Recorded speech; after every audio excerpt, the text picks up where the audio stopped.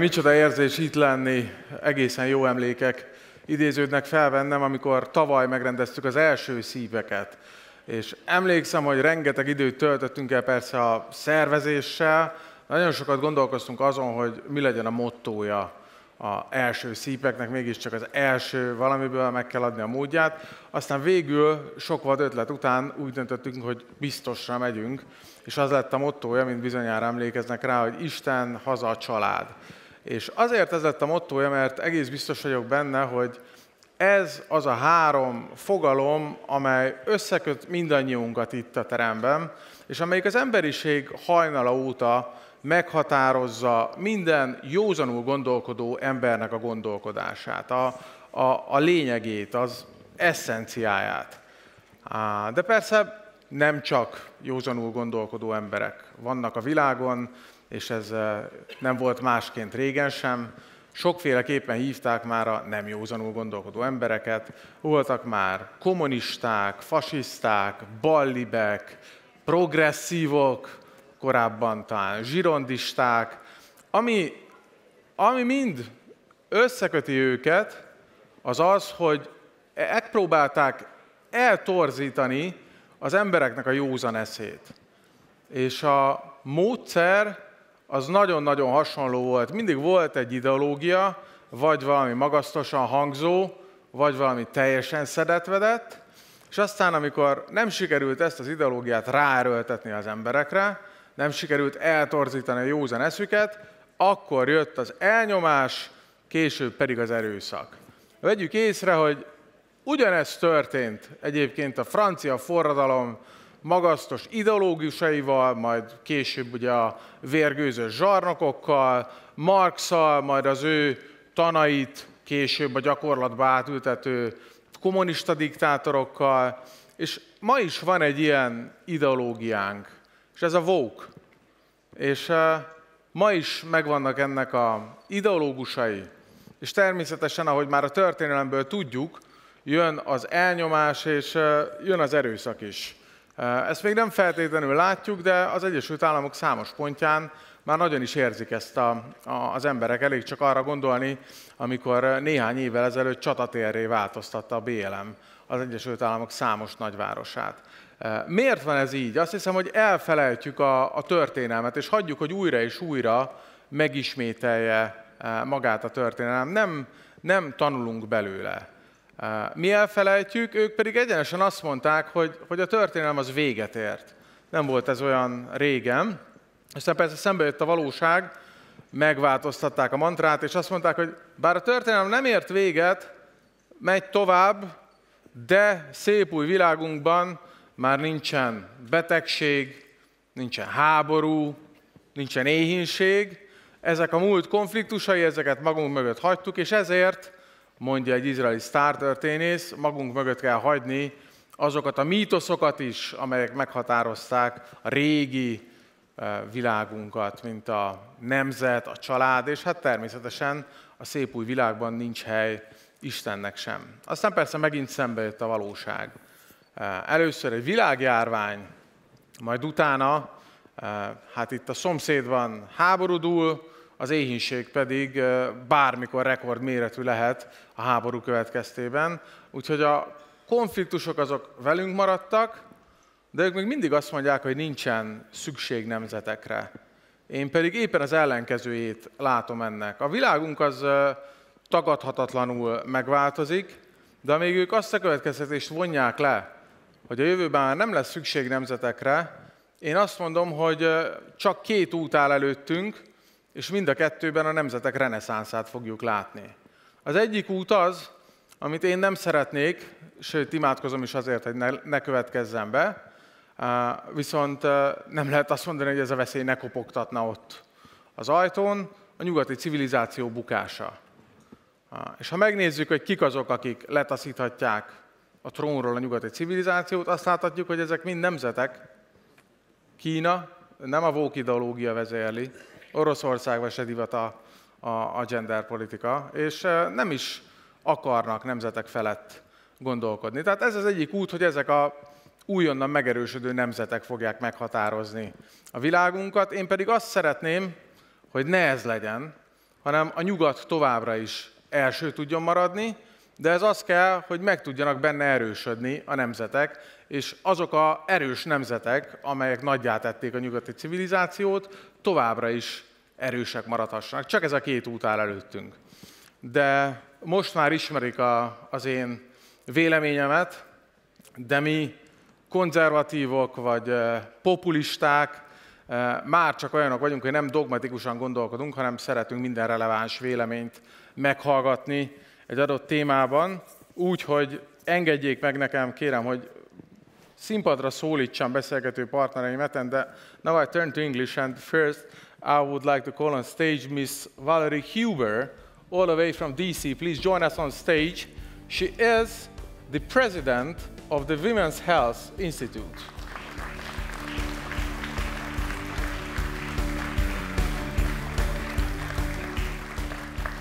And then Guillermo Picchi, all the way from Italy, a member of Lega Party and member of the Italian Parliament, former Foreign Secretary of Italy. Please join us on stage.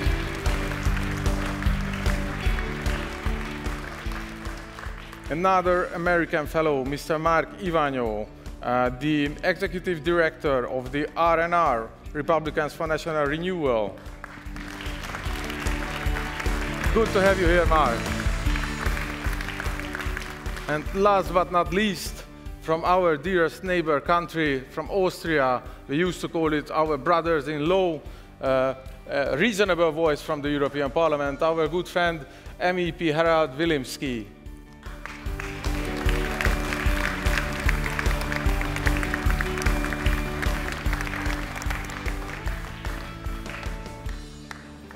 So please have a seat. Well, so I know all of you speak tremendous Hungarian, so first of all, please have some comments on my opening remarks. But for those who don't understand Hungarian, I would like to address a question, just to trick the audience. So, you know, I was speaking about how our world is being more and more globalized. And this comes to an end when a lot of liberal, leftist liberal, thinker, philosopher thinks that nations are not important anymore. We don't need nations. So what would you say to them? What is a nation today and how we can preserve it? What is the importance of a nation? And ladies first, so we started Valerie, and maybe it would sound, like politically incorrect to liberal ears, but this is Hungary. So please, Valerie. Thank you. It's one of the things I like about Hungary. Well, simply stated, a nation is a country and its people, but if we're talking about a sovereign state, it is a country that has self-government without external foreign interference. And I think that's really the key to this question, at least in my mind. Sovereignty is under attack on all corners, and it's so important for a country to be able to protect that. Back in 2020, my first trip to Hungary was actually to negotiate on behalf of the United States with the nation of Hungary a new coalition that was to be created in defense of sovereignty, in defense of the family, in defense of life, and defense of health. On behalf of the United States and Hungary and other regional leaders, including Egypt, Indonesia, Uganda, and Brazil, we wanted a global coalition for the first time so that countries didn't need to stand alone in defense of their sovereignty.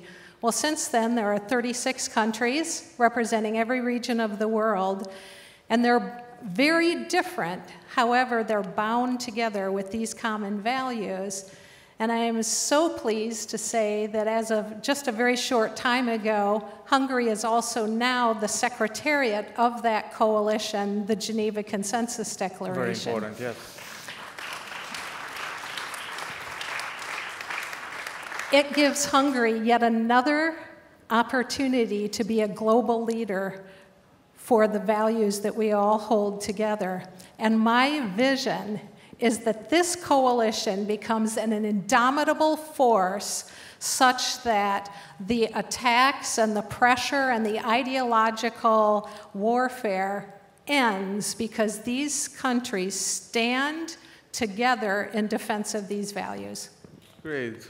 Thank you. Guillermo, the question remains, so please, if you would. Well, a nation is a set of values and of identities that is now under threat by some international greater good that has to change, 100 years old or millennium old set of values and identities.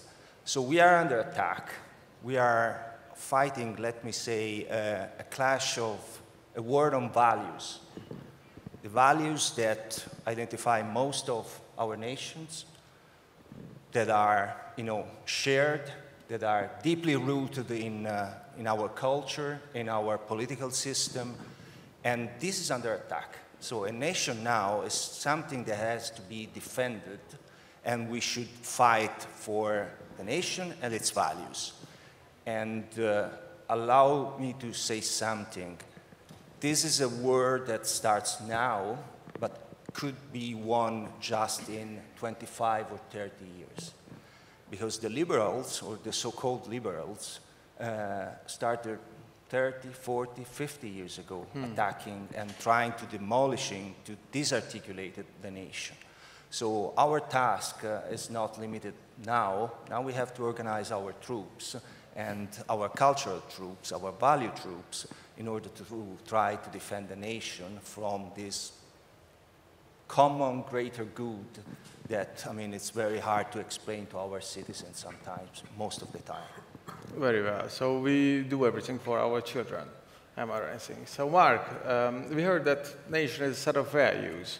What would you say to this?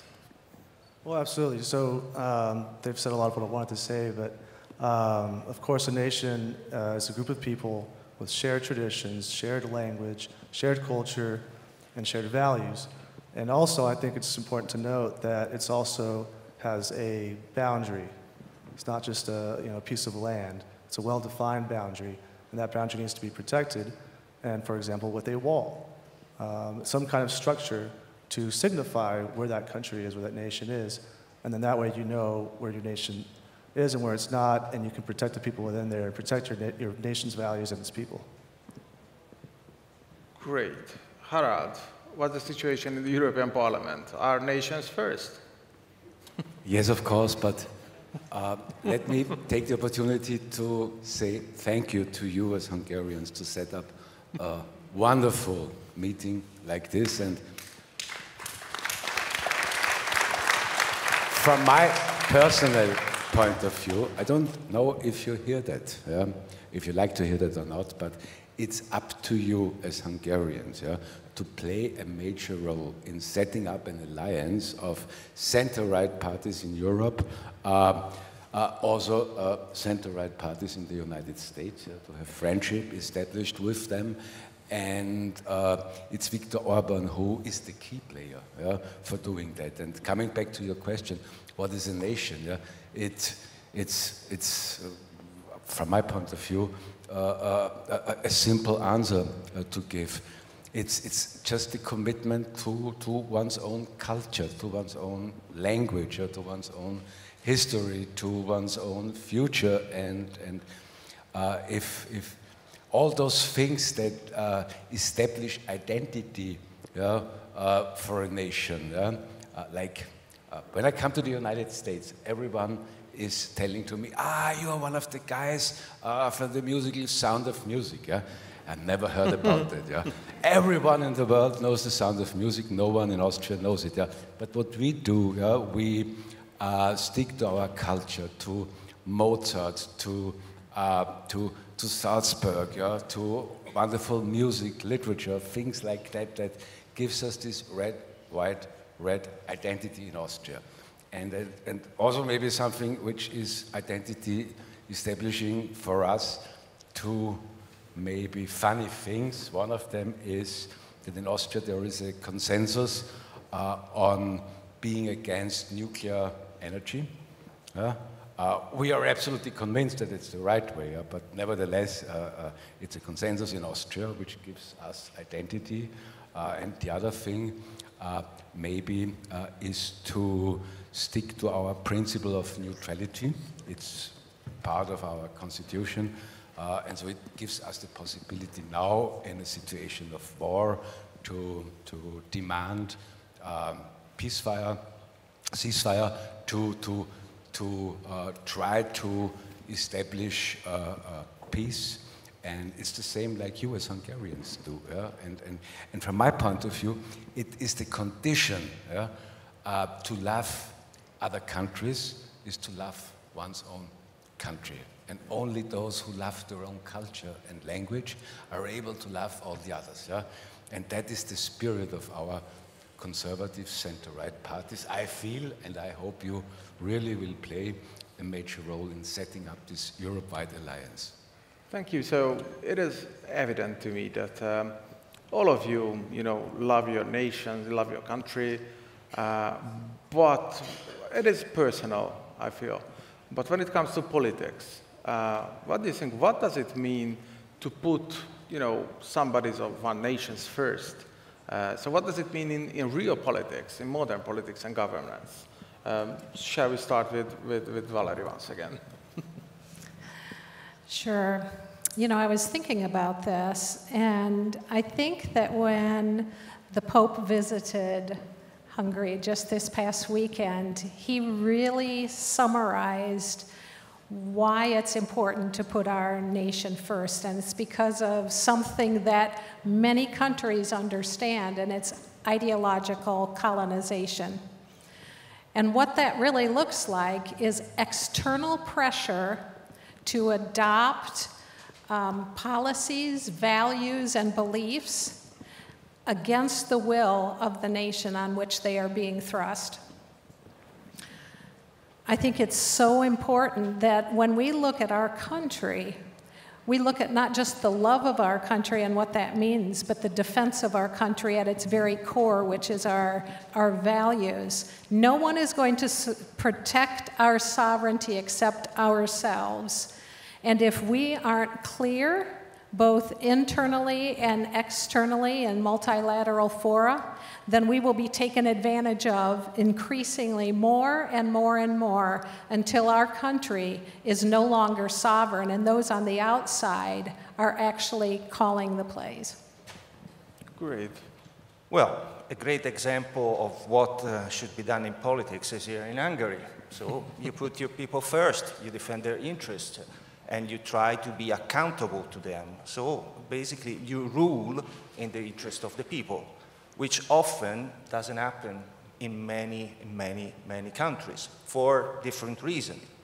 And I'm practical enough to say that sometimes you are in a position not to take the best decision for your people because you have foreign constraint, you have reason for which you have to.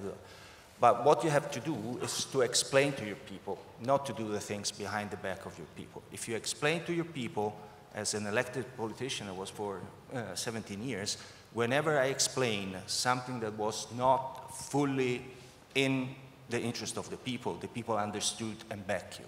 If you instead betray them, and that's very common in nowadays politics, that's not putting your nation first and the people first. And also, always go with a high head in any multilateral or supranational organization and speak loud the interest of your people. Always mark your position. Explain where you stand and why you stand. And there is always other fellow nations that would understand your position and support you. Even those that maybe are officially not able to help you, then behind the closed door they will help you. So this is, in my experience of 17 years of parliament, do the interest of your people, putting them first, speak loud for first, and act in the interest of people. That's how practically you can do it. If you cannot do it, explain to them, and they will support you, understand you, and you will last long in politics. Thank you, Mark. The question remains. Yeah, so it's putting the nations first is obviously the people are the ultimate priority, and you want to have you want to engender patriotism within your people as well. For example, in the United States, it used to be for a long time, even when I was a kid in school, you'd put your right hand on your heart and you'd do the Pledge of Allegiance every morning. You had prayer in schools, for example. Then there were a lot of lawsuits, and now we no longer have the Pledge of Allegiance. Now they're trying to stop prayer in schools. They still have prayer before football games, for example, sports, but they don't have prayer in schools. And so I think the left's goal is to kind of erode that patriotism, that pride in your nation and your people. And so that's antithetical to the nation's first principle, which has been, Prime Minister Orban has been a great example of that. And in the United States, we've seen President Trump kind of adopt that America First policy. Okay, Harald. Just to make it short and simple, it's just to give priority to one's own people, to give them priority on the job market, in the school sector, in the health sector, and maybe a funny example, because we had elections in Austria, in Lower Austria. It's one of 9 federal states, and our negotiators, and one of our negotiators, one chief negotiator, Christian Havenegger, is sitting in the audience. Yeah? They negotiated something which is really a very good thing, yeah? To subsidy local gastronomy, with the problem in Austria that a lot of Turkish and Chinese and Vietnamese and Georgian, whatever restaurants are pushing away our grown traditional gastronomy, and now we give them subsidies, and that allows our gastronomy to find a good future in a turbulent economic market. And that's also for me one thing that's very reasonable in a nation first principle, and things like that to also to show to the public that in Europe, in our country, we have a leading religion, which is not the Islamic religion, and something maybe like a minaret ban could be something to show to all the others that country, this continent, Europe, is based upon Judeo-Christian principles and not an Islamic dominated country. And that are all points that could be used to show to the people, to the voters, that we are in favor of a nation-first principle. So thank you very much. I must admit that everything you said, I mean you all, was really heartwarming to me. On the other hand, it is obvious that it means that it is controversial in the eye of the liberals, because, you know, according to their understandings, national interest should always be subordinated to some kind of a greater good, they call it. So looking at the current state of global affairs, what do you think, how is that working out? Who wants to start? Maybe, Guglielmo. I'm the foreign affairs guy, so please. Yeah, I mean, this greater good that no one understands apart from the liberals. I mean, we are very clear there. Whenever a liberal is speaking about the greater good, is a trap or something bad for, as said, we have all together, we shared, let's say, 90% of our values are the same, and the interests of our nations are very, aligned on keeping this value. So what we have to do is to stay together, work together, and try to push our agenda, our vocabulary, in every single multilateral, international, supranational, use the word you want, in every forum where we go, we have to push that agenda. If we are able to do this, maybe in 25 to 30 years, we will have won this clash of values that is taking places right now. So we are not in good shape, but we are, ready, and we have, the fundamentals to fight this war and to win this war of values. Please, Valerie. I also have spent quite a bit of time in the multilateral fora, and The reality is, just like my colleague just stated, is that we're about 20 years behind, if not more. We don't pay attention and we don't put a priority on communicating our values, advocating for them, and standing firm. And as a result of that, the left is making incremental, almost imperceptible gains, and conservatives don't even realize it until they've lost, for the most part. We need to be as strategic, if not more. We have a lot of time to make up. We need to be smart.